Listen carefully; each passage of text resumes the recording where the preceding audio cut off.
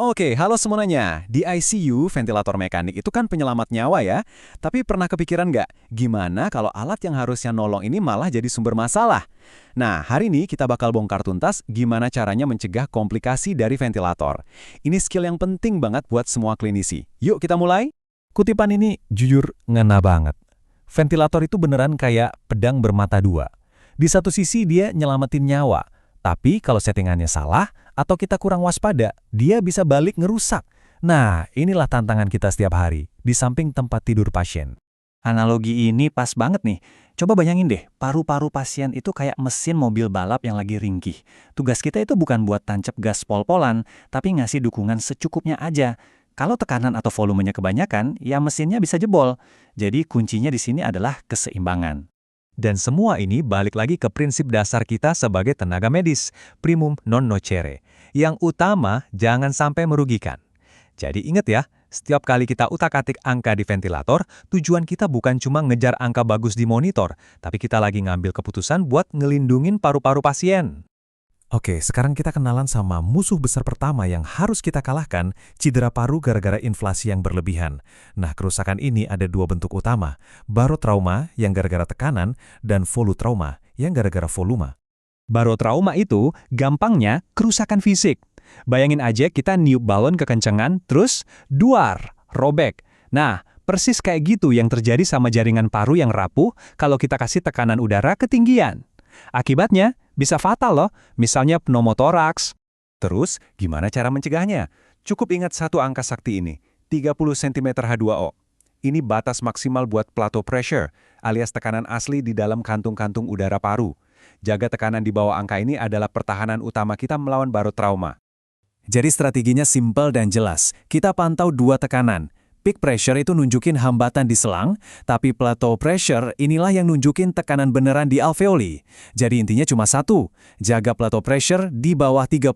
Titik, nggak pakai nawar. Oke, sekarang kita bahas saudaranya si volutrauma. Nah, ini ceritanya agak beda. Volutrauma itu bukan soal robek, tapi lebih ke meregangkan alveoli secara berlebihan. Kayak kita narik karet gelang sampai pol, terus diulang-ulang. Peregangan paksa ini bakal memicu peradangan hebat yang rusak paru-paru dari dalam. Filosofi buat ngelawan volutrauma itu simple banget. Kecil itu indah. Udah lupain deh target dada pasien harus ngembang gede-gede. Sekarang tujuan kita itu pertukaran gas yang efisien, pakai tidal volume sekecil mungkin yang aman buat ngelindungin paru-paru. Nah ini nih, salah satu kesalahan paling umum tapi fatal banget yang harus kita hindari. Ukuran paru-paru orang itu nggak jadi lebih besar cuma karena dia gemukan. Ukuran paru itu ngikutin tinggi badan. Jadi kita harus, wajib, selalu ngitung tidal volume pakai berat badan ideal pasien, bukan berat badan asli mereka. Jadi berapa sih volume yang aman? Pedoman ventilasi protektif paru itu nyaranin di rentang 6-8 ml per kilogram berat badan ideal. Kalau kita patuh sama rentang ini, risiko volutrauma bisa turun drastis dan udah terbukti banget bisa ningkatin hasil akhir pasien. Oke, urusan tekanan sama volume udah kita amankan, tapi perangnya belum kelar loh. Musuh berikutnya adalah infeksi dan kolapsnya alveoli. Ini masalah yang muncul dari perawatan dan mekanika pernapasannya sendiri. Ventilator Associated Pneumonia atau VAP ini musuh bebuyutan di ICU. Ini tuh infeksi paru yang kejadiannya pas pasien pakai ventilator. Kenapa? Ya karena selang napasnya itu jadi jalan tol buat bakteri masuk langsung ke paru-paru. Tapi kabar baiknya adalah VAP ini sangat bisa dicegah. Kunci pencegahannya itu cuma satu, disiplin. Disiplin nerapin protokol yang kita sebut VP Bundle. Ini isinya hal-hal simple tapi dampaknya luar biasa. Naikin kepala pasien biar nggak aspirasi, rajin bersihin mulut buat ngurangin bakteri, dan lakuin suction kalau perlu aja dan harus steril. Lanjut, ada yang namanya atelektrauma. Ini adalah cedera akibat siklus alveoli yang ngempis total pas buang napas, terus dipaksa ngebuka lagi pas tarik napas. Coba deh bayangin selotip yang dibuka tutup terus-menerus. Lama-lama kan daya rekatnya rusak. Nah, itu yang terjadi sama sel-sel di alveoli. Kalau nggak ada tekanan positif di akhir ekspirasi, atau yang kita kenal sebagai PIP, alveoli itu bakal kolaps total setiap kali pasien buang napas.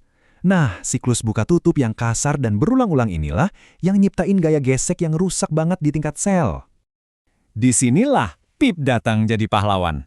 Dengan ngasih sedikit tekanan positif di akhir hembusan napas, kita tuh kayak ngasih ganjelan biar alveoli nggak pernah ngempis total. Cara ini efektif banget buat ngentiin siklus buka tutup yang merusak tadi dan akhirnya ngelindungin paru-paru. Nah, penting banget buat diingat, apa yang kita lakukan ke paru-paru itu efeknya nggak berhenti di paru-paru aja. Tekanan yang kita kasih di dalam rongga dada itu punya dampak langsung ke sistem sirkulasi, terutama ke jantung. Gini cara kerjanya. Tekanan positif di dada itu bisa neken pembuluh darah besar, kayak vena cava, yang tugasnya bawa darah balik ke jantung. Kalau aliran baliknya ini terganggu, otomatis volume darah yang bisa dipompa jantung ke seluruh tubuh jadi berkurang. Ujung-ujungnya, tensi bisa anjlok. Nah, ini pertanyaan krusial banget buat kita semua. Setiap kali tangan kita mau naikin piip, ada satu hal yang harus otomatis jadi refleks kita. Apa coba? Jawabannya ada 2, dan ini wajib jadi refleks. Selalu cek tensi pasien dan selalu evaluasi status cairannya.